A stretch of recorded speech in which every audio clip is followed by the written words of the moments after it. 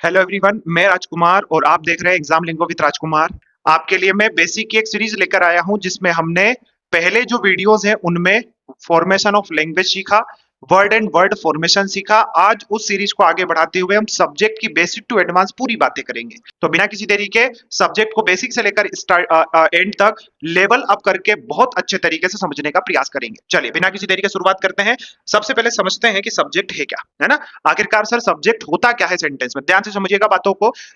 किसी भी सेंटेंस में जो सब्जेक्ट होता है, किसी भी सेंटेंस में जो सब्जेक्ट होता है, वो सब्जेक्ट बनने का काम सिर्फ दो पार्ट्स ऑफ स्पीच करते हैं। पहला noun and second pronoun. Sir English में जो 9 पार्ट्स ऑफ स्पीच होते हैं, उन 9 पार्ट्स ऑफ स्पीच में से सिर्फ सब्जेक्ट बनने का जो काम करता है वो नाउन करेगा या प्रोनाउन करेगा। तो सब्जेक्ट या तो नाउन होता है या तो प्रोनाउन होता है। और ये जो नाउन और प्रोनाउन सब्जेक्ट होगा, ये सेंटेंस में दो तरीके से काम करता है। या तो ये सेंटेंस में आकर एक्शन को परफॉर्म करने का काम करेगा, या तो ये सेंटेंस में आकर एक्शन को रिसीव करने का काम करेगा। चलिए क्या सीखा। सब्जेक्ट एक ऐसा नाउन या प्रोनाउन है जो किसी भी सेंटेंस में आकर एक्शन को परफॉर्म करता है या एक्शन को रिसीव करता है। चाहे ये एक्शन को परफॉर्म करे, चाहे ये एक्शन को रिसीव करे, हमेशा ध्यान रखना जो सब्जेक्ट होता है वो सेंटेंस का कीवर्ड या मेन वर्ड होता है। कीवर्ड या क्या होता है सर, मेन वर्ड होता है। एक बार आप पूरी डेफिनेशन को सीखें। पूरे ही सेंटेंस का जो कीवर्ड या मेन वर्ड है सर, वही सब्जेक्ट होता है, जिसमें या तो नाउन आएगा या तो प्रोनाउन, या तो वो एक्शन को परफॉर्म करेगा या तो एक्शन को रिसीव करेगा। आगे बढ़ते हैं। चलिए, अगर सर सब्जेक्ट एक्शन को परफॉर्म करता है तो जो वॉइस बनता है वो बनता है एक्टिव वॉइस। और अगर सर सेंटेंस में जो सब्जेक्ट है वो एक्शन को रिसीव करता है तो जो वॉइस बनता है वो होता है पैसिव वॉइस। अभी मैंने आपको कोई एक्टिव पैसिव का ज्ञान नहीं दे रहा हूं, सिर्फ बेसिक सी बातें क्लियर कर रहा हूं। बेसिक इतना तगड़ा पढ़ लो कि एडवांस लेवल की कोई जरूरत पड़े ही ना, है ना। ध्यान से सीखेंगे। मैंने सिखाया आपको कि सब्जेक्ट या तो नाउन होगा या तो प्रोनाउन। एक्शन को परफॉर्म करेगा तो एक्टिव वॉइस, एक्शन को रिसीव करेगा तो पैसिव वॉइस। चाहे वो परफॉर्म करे चाहे एक्शन को रिसीव करे, हमेशा हमेशा जो सब्जेक्ट होगा वो सेंटेंस का कीवर्ड होगा या मेन वर्ड होगा। कैसे सर, इधर देखिएगा। आपके सामने मैं दो एग्जाम्पल लिख रहा हूँ। ये पहला एग्जाम्पल लिखा मैंने मैंने लिखा Raman and Raghu, Raman and Raghu are cleaning their house, are cleaning their house. जो रमन और रघु है वो उनके हाउस को साफ कर रहे हैं। और वहीं दूसरा मैंने एग्जांपल लिखा, the car is being repaired. बड़े ध्यान से एग्जांपल्स को सीखिएगा। The car is being repaired, सीखिएगा एग्जांपल को ध्यान से। इन दोनों एग्जांपल्स में कोई ना कोई काम हो रहा है। आपने को ये देखना है कि पूरे सेंटेंस का कीवर्ड या मेन वर्ड है कौन। पहले सेंटेंस की अगर मैं बात करूं तो क्या पूरे ही सेंटेंस में अपन रमन एंड रघु की बात कर रहे हैं, तो ये सेंटेंस का क्या हो गया सर, कीवर्ड हो गया या मेन वर्ड हो गया। और जो कीवर्ड या मेन वर्ड होता है, क्या वही उस सेंटेंस का सब्जेक्ट होता है। चलो बातें समझ में आ गई। सर इस सेंटेंस में हम बात कर रहे हैं कार के रिपेयर करने की, तो जो कार है वही अपना मेन वर्ड है, वही अपना कीवर्ड है। और जो मेन वर्ड या कीवर्ड होता है वही उस सेंटेंस का क्या कहलाता है, वही उस सेंटेंस का सब्जेक्ट कहलाता है। चीजें क्लियर हो गई। चलिए आगे बढ़ते हैं। अभी हमने सीखा कि जो सब्जेक्ट होता है वो सब्जेक्ट सेंटेंस का मेन वर्ड है। दो तरीके से काम करेगा, एक्शन को परफॉर्म करेगा या फिर एक्शन को रिसीव करेगा। देखो पहले सेंटेंस में जो घर को साफ करने का काम हो रहा है वो किया किसके द्वारा जा रहा है, रमन एंड रघु के द्वारा। तो क्या यहाँ पर जो सब्जेक्ट है वो खुद एक्शन को परफॉर्म कर रहा है क्या। तो अगर सब्जेक्ट एक्शन को परफॉर्म करेगा तो सीधी सी बात है उसके बाद में आप लिख दीजिएगा वॉइस कौन सा, एक्टिव वॉइस। कौन सा वॉइस, एक्टिव। और अगर सर यहाँ पर देखो कार को रिपेयर किया जा रहा है, कार खुद से रिपेयर हो सकती है क्या, तो आप बोलेंगे नहीं नहीं सर इम्पॉसिबल है। मतलब जो यहाँ पर कार को रिपेयर कर रहा है उसकी वो है ही नहीं। यहाँ पर जो कार है उसको रिपेयर किया जा रहा है, मतलब जो सब्जेक्ट है सर वो एक्शन को क्या कर रहा है, सब्जेक्ट जो है वो एक्शन को रिसीव कर रहा है। तो अगर सब्जेक्ट एक्शन को रिसीव करे तो बिल्कुल व्यवस्थित तरीके से आप लिख दीजिएगा कि वॉइस कौन सा है, पैसिव वॉइस है। कौन सा वॉइस है सर, पैसिव वॉइस। क्या सीखा कि सब्जेक्ट जो होता है वो एक्टिव वॉइस और पैसिव वॉइस दोनों में ही सेंटेंस का कीवर्ड है, जो दो अलग अलग तरीके से काम करता है, या तो एक्शन को परफॉर्म करने का एक्टिव वॉइस में, या तो एक्शन को रिसीव करने का पैसिव वॉइस में। चीजें पिन पॉइंट एक्यूरेसी के साथ क्लियर हो गई क्या सर। क्या सीखा, सब्जेक्ट या तो नाउन है या तो प्रोनाउन, या तो एक्शन को परफॉर्म करेगा या तो एक्शन को रिसीव करेगा। अगर वो एक्शन को परफॉर्म करता है तो एक्टिव वॉइस है, अगर वो एक्शन को रिसीव करता है तो पैसिव वॉइस है। अब सर सबसे मेन चीज ये है कि मैं पहचानूंगा कैसे एक सेंटेंस में कि मेन वर्ड और कीवर्ड है कौन सा। मुझे तो ये बातें आती नहीं है, तो बहुत आसान से समझो आप बातों को, सीखो इधर।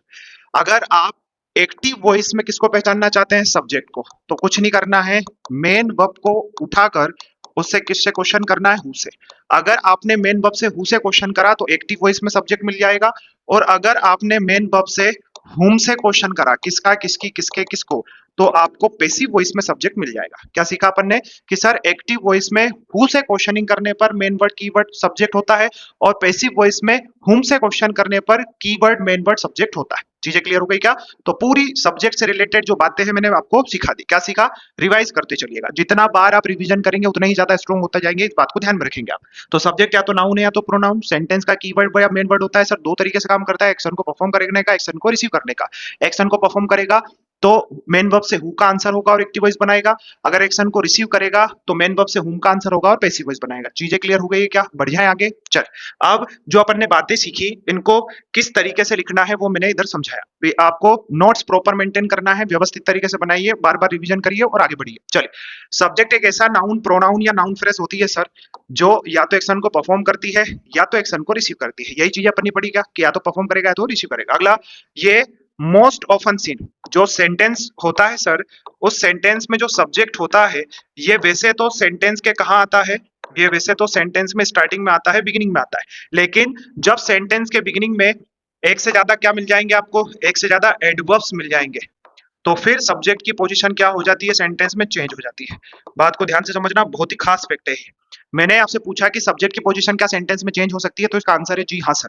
कब चेंज होगी, इधर देखिएगा। जब वैसे तो मोस्ट ऑफ द सेंटेंस जो इंग्लिश में होते हैं उनमें सब्जेक्ट जो होता है वो स्टार्टिंग में बिगिनिंग में यूज किया जाता है, लेकिन जब सेंटेंस के बिगिनिंग में एक से ज्यादा क्या आ जाएंगे सर, एडवर्ब्स आ जाएंगे, तो फिर सेंटेंस में सब्जेक्ट की पोजीशन क्या हो जाएगी, चेंज हो जाएगी। तो बहुत ही सिंपल सा कॉन्सेप्ट है।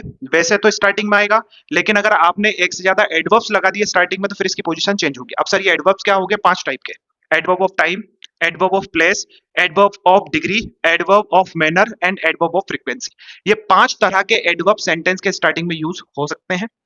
जब भी ये यूज हो तो आपको याद रखना है कि सेंटेंस में सब्जेक्ट की पोजीशन को क्या कर दिया जाएगा, चेंज कर दिया जाएगा। चलिए आगे बढ़ जाते हैं। इन चीजों को समझने के लिए थोड़ा सा एग्जांपल की तरफ बढ़ते हैं ताकि आप और अच्छे तरीके से इनको रिलेट कर पाए। चलिए पहला सेंटेंस देखिए, सेंटेंस को पढ़िए, पढ़ने के बाद मुझे ये बताइए कि पूरे सेंटेंस का मेन वर्ड या कीवर्ड कौन है, मतलब इस सेंटेंस का सब्जेक्ट कौन है, और दूसरी बात वो एक्टिव वॉइस में है या पैसिव वॉइस में, मतलब खुद एक्शन को परफॉर्म कर रहा है या वो एक्शन को रिसीव कर रहा है। चलिए बताते चलिए फटाफट। पहला जो सेंटेंस है उसमें बोल रहा है कि जो बैंड है वो परफॉर्म कर रहा है ऑल द हिट सॉन्ग्स को, किसके, 90s के।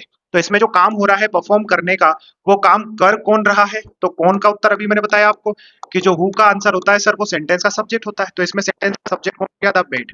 क्या ये खुद एक्शन को परफॉर्म कर रहा है, तो जब सब्जेक्ट एक्शन को खुद परफॉर्म करे, वो खुद परफॉर्मर हो, तो आप सभी को पता है जो सेंटेंस होता है वो किस वॉइस में होता है सर, एक्टिव वॉइस में होता है। अगर बेसिक इस लेवल का आपका क्लियर है तो आपको एक्टिव पैसिव टेंस ये कुछ पढ़ने की जरूरत नहीं पड़ेगी। आप मुझ पर भरोसा करके सिर्फ एक बार इंग्लिश का बेसिक सीख लीजिए। अगर एक बार इंग्लिश का बेसिक सीख लिया तो मैं आपको आश्वासन देता हूं कि टेंस वॉइस नरेशन पढ़ने की जरूरत नहीं पड़ेगी सर। एक ही बारी में पहली नजर में आप एरर डिटेक्शन, सेंटेंस इंप्रूवमेंट मुझे करके दे देंगे। बस आप लगे रहिए, मेरे साथ पूरा वीडियो देखिए, और जहां आपको लगे कि चीजें क्लियर हो गई है कमेंट बॉक्स में जरूर लिखिएगा कि सर क्लियर है बातें। इससे हमारा कॉन्फिडेंस बढ़ता है कि चलिए अगर हम मेहनत कर रहे हैं तो हमारे जो स्टूडेंट्स हैं हमारे साथ मिलकर काम कर रहे हैं, और कंधे से कंधा मिलाकर जब काम किया जाएगा तो सक्सेस मिलना तो तय है। चलिए बढ़ेंगे आगे। अगला जो सेंटेंस उसको देखो, ऑन फ्राइडे। फ्राइडे को, अब देखो ये क्या है सर, एडवर्ब ऑफ टाइम है। तो जब सेंटेंस के स्टार्टिंग में एक से ज्यादा क्या आ जाएंगे, एडवर्ब, तो उसकी पोजीशन चेंज हो जाएगी। अभी सिखाया मैंने, ठीक है, आ गया समझ में। All students are allowed to wear casual clothes. सभी स्टूडेंट्स को अलाउ किया गया कैजुअल क्लोथ्स पहनने के लिए फ्राइडे को। अच्छा, यहाँ पर जो अलाउ कर रहा है वो है क्या सेंटेंस में, तो आप बोल रहे हैं कि सर जिसने परमिशन दी वो है ही नहीं। परमिशन मिली किसको है, ऑल स्टूडेंट्स को। तो क्या सब्जेक्ट पर काम किया जा रहा है, तो इस सेंटेंस में ये जो सब्जेक्ट है ना, ये हुम का आंसर होगा। किसको परमिशन दी गई, किसको परमिशन मिली है भैया, तो किसको परमिशन मिली है, ऑल स्टूडेंट्स को। तो ये सेंटेंस का क्या हो गया, ये सेंटेंस का मेन वर्ड कीवर्ड हो गया जो कि सब्जेक्ट है। अब इस सब्जेक्ट से खास बात क्या है कि ये जो सब्जेक्ट है सर वो एक्शन को परफॉर्म नहीं कर रहा है, वो एक्शन को क्या कर रहा है, रिसीव कर रहा है। तो एक्शन सब्जेक्ट जब रिसीव करे तो जो वॉइस बनेगा वो कौन सा बनेगा सर, वो बनेगा पैसिव वॉइस। कौन सा वॉइस बनेगा, पैसिव वॉइस बनेगा। बहुत ही आसान तरीके से अपन ने इस बात को सीख लिया कि यहाँ पर एक्शन को परफॉर्म कर रहा था इसलिए एक्टिव वॉइस है, यहाँ एक्शन को रिसीव कर रहा है इसलिए पैसिव वॉइस है। परफॉर्म कर रहा था इसलिए हु का आंसर है, रिसीव कर रहा है मतलब हुम का आंसर है। अगली बात देखो, the mobile I bought recently is not working properly. बहुत ही खास एग्जांपल है सर, ध्यान से समझिएगा। अब रियल मायने में आपका टेस्ट स्टार्ट होगा, भागिए नहीं, बहुत व्यवस्थित तरीके से सेंटेंस को देखें। जब भी इस तरह का सेंटेंस आता है ना, तो आप हर एक सेंटेंस में जो आई हुई वर्ब है बस उसको फाइंड आउट करिएगा। क्या इस सेंटेंस में आप सभी को 2 वर्ब दिखी, एक वर्ब है सर बॉट और एक वर्ब है इज नॉट वर्किंग। अगर नंबर ऑफ वर्ब भी कितनी 2, तो नंबर ऑफ सब्जेक्ट भी 2। अगर नंबर ऑफ वर्ब भी 3 तो सब्जेक्ट भी 3। बस इस तरीके से आपको काम करना है। क्या सीखा कि सर एक सेंटेंस में जितनी नंबर ऑफ क्या होती है, वर्ब होती है, उतने ही नंबर ऑफ क्या होते हैं, सब्जेक्ट होते हैं। और जैसे ही सब्जेक्ट के साथ वर्ब का पेयर बना, तो मैंने बेसिक में पढ़ा दिया था, क्या बन जाएगा, क्लोज बन जाएगा। तो अगर मान लीजिए कहीं पर कितना क्लोज है, एक, तो नंबर ऑफ सब्जेक्ट भी एक, नंबर ऑफ वर्ब भी एक। अगर दो क्लोज है तो नंबर ऑफ वर्ब भी दो, नंबर ऑफ सब्जेक्ट भी दो। 1000 क्लोज है तो नंबर ऑफ सब्जेक्ट भी 1000, नंबर ऑफ वर्ब भी 1000। चीजें समझ में आ गई क्या? यहाँ देखिए कितनी वर्ब थी, दो, तो नंबर ऑफ सब्जेक्ट भी कितने होंगे, दो, नंबर ऑफ क्लोज भी कितने होंगे, दो। फाइंड आउट करते हैं बहुत अच्छे तरीके से। देखो कौन काम कर नहीं कर रहा है सर प्रॉपरली, तो आप बोलेंगे सर कौन काम नहीं कर रहा है, ये मोबाइल काम नहीं कर रहा है। तो क्या ये हु का आंसर है? तो हु का आंसर जो सब्जेक्ट होता है वो एक्टिव वॉइस में होता है। चलिए ये पहला सब्जेक्ट मिल गया अपने को। ये उसकी कौन सी वर्ब हो गई सर? ये पहली वर्ब हो गई। चलिए आगे बढ़ेंगे। कौन खरीद रहा है रिसेंटली? तो आई ने खरीदा सर। तो ये जो आई है ये अपना सब्जेक्ट नंबर सेकंड हो गया, और जो बोट है ये अपनी वर्ब नंबर सेकंड हो गई। कितने सब्जेक्ट वर्ब हो गए सर? दो सब्जेक्ट और दो वर्ब हो गई। तो कितने क्लोज हो गए? दो क्लोज। दोनों को अलग अलग करो। The mobile is not working properly, ये पहला क्लोज। आई बॉट रिसेंटली, या दूसरा क्लोज। इन दोनों क्लोजेस को कनेक्ट करके एग्जामिनर ने कितना सेंटेंस बना दिया? एक सेंटेंस। सामने वाला 4 5 6 क्लोजेस को कनेक्ट करके कितना सेंटेंस बनाएगा? एक। भागिएगा नहीं, बिल्कुल डट कर सामना करिएगा, एक ही बारी में आप पहचान लोगे बहुत आसान तरीके से, जैसे अपन ने यहाँ पर करके देख लिया। अब इससे कोई भी क्वेश्चन बनेगा आराम से काम कर लेंगे। क्यों? क्योंकि पोस्टमार्टम करना सीख रहे हैं सर। चीजों को अगर व्यवस्थित पैटर्न में लेना सीख गए, मतलब मामला खत्म हो जाएगा। कुछ भी करने की आपको जरूरत नहीं पड़ेगी। क्या चीजें समझ में आ गई है? बहुत ही आसान तरीके से हमने सीखा कि सब्जेक्ट क्या है, सब्जेक्ट को कैसे पहचानेंगे। अब आगे बात करते हैं इसके टाइप्स की। चलो, अगर मैं टाइप्स ऑफ सब्जेक्ट्स की बात करता हूं तो sir mainly 3 types of subjects होता है। इसके अलावा भी और सब्जेक्ट हो सकते हैं, लेकिन मेनली 3 टाइप्स ऑफ सब्जेक्ट्स होता है इंग्लिश में। अभी तक आपने पढ़ा होगा कि सिंगुलर एंड प्लूरल सब्जेक्ट होता है। सर एक्चुअल में सिंगुलर एंड प्लूरल तो सब्जेक्ट होता ही नहीं है, ये तो नंबर होते हैं। क्या होते हैं? नंबर। नंबर दो होते हैं, एक सिंगुलर नंबर, एक प्लूरल नंबर। सब्जेक्ट का टाइप नहीं होता सिंगुलर एंड प्लूरल। सब्जेक्ट के मैंने आपको टाइप बताए। सबसे पहला टाइप का जो सब्जेक्ट होता है वो होता है सर सिंपल सब्जेक्ट, दूसरा होता है कंप्लीट सब्जेक्ट, एंड तीसरा होता है कंपाउंड सब्जेक्ट। तो सिंपल, कंप्लीट एंड कंपाउंड, इन 3 तरह के अपन सब्जेक्ट को पढ़ने वाले हैं। क्या सही तैयार है आप सभी सर? हाउस द जोश कमेंट में जरूर बताइए कि क्या आप सभी के सभी तैयार हैं मेरे साथ सब्जेक्ट को सीखने के लिए। तब तक के लिए जुड़े रहे हमारे साथ। जय हिंद, जय श्री महाकाल। देखते रहिए।